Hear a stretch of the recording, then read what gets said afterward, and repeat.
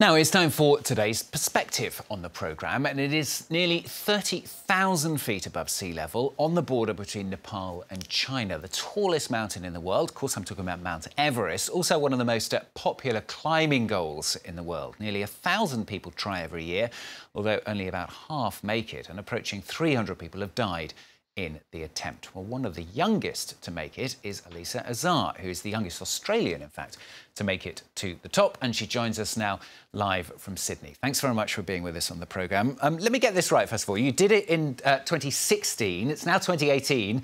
You did it again. Why would you do it for a second time? I did do it again, yes. You know, I think Everest was a goal I'd had for a very long time that I'd worked towards, and there was something about it that certainly captivated me, and didn't think initially that I would go back for a second attempt, but the opportunity certainly came up, and I guess the attraction was going to the other side. So the two most prominent routes are the south and north side, and I'd climbed the south and wanted to see the other side from Tibet as well. And when you get to the top, what do you do? Just turn around and come back again? Pretty much. You get a very short window of time because of the altitude. So even on oxygen, you've got about 15, 20 minutes maximum. So it's get up there, take any photos, have a moment to take it all in, and then, yeah, head back down. It's incredible, isn't it, all that work just for 20 minutes at the top. Let's think about the first time you did it, first of all. I mean, it took you 3 attempts, didn't it? And the first 2 were really tough, weren't they? Just to illustrate how difficult it is, tell us what went wrong in each of them. Yeah, so my first 2 attempts on Everest were in 2014 and then 2015. So both of those times were natural disaster related, which were quite devastating. So the first climbing season, we'd gotten to base camp and hadn't really started climbing yet, and there was an avalanche in the first section on the mountain called the Khumbu Icefall.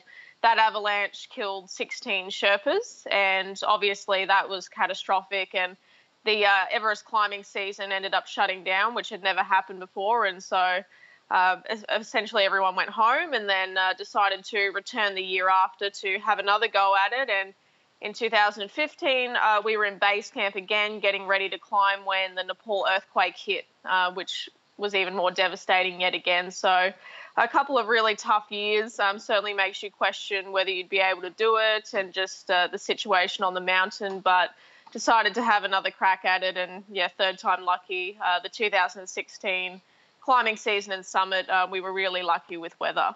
Didn't put you off then?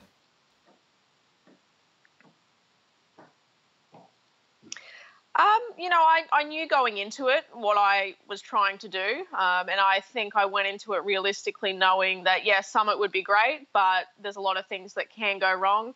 I'd spent a few years training in different mountain environments where I could, to try and prepare for the worst case scenario in order to be able to handle it when I was over there. So, you know, in some ways, I think, you know, it just shows you the reality of it, but it taught me that I can also handle it, and ultimately each climber's got to make their own decision on whether that risk is worth it to them, and I decided to go back.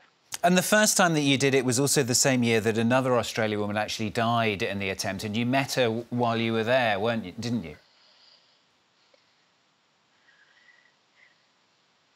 Yeah, so I think we'd sort of crossed paths in base camp once, before really climbing on the mountain. Our summit push was around the same time, within days of each other. So, yeah, that all happened while we were up there as well. But, yeah, we'd met sort of once or twice in base camp prior to climbing.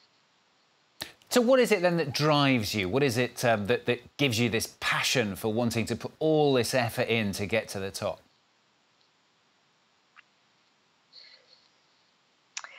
Yeah, I think, you know, I started out trekking and just fell in love with it. I think it's the combination of the adventure and the environment that you're in, but it is also the physical and mental challenge. You know, it's quite a unique experience living for 2 months on an expedition on a mountain.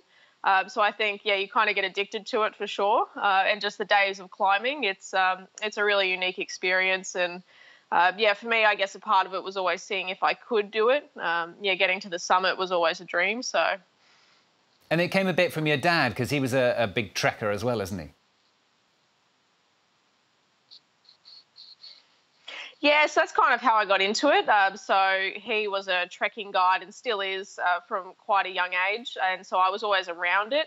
And then most of my weekends were spent out bushwalking just locally where we lived. And I just loved it. So, yeah, kind of followed in his footsteps in that respect. And we did a few years of trekking together. And then around the time I was 14, went and did Mount Kilimanjaro together. And that's really what made me realise I wanted to get into climbing and bigger mountains. You're still very young, aren't you? I mean, what on earth are you going to do next? Because you've sort of done it all, haven't you? Yeah. You know, it was funny for a lot of years.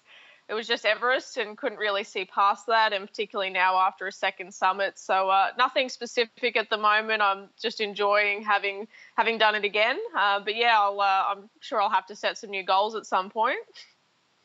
Maybe a trip to the moon or something like that. You never know, although they're probably not different kind of physical, I suppose. All right, well, lovely to talk to you. Alyssa Azar joining us live there from Sydney. Thanks very much and well done. I'm sure we'll hear of you once again as you do your next big project as well. Thanks for joining us.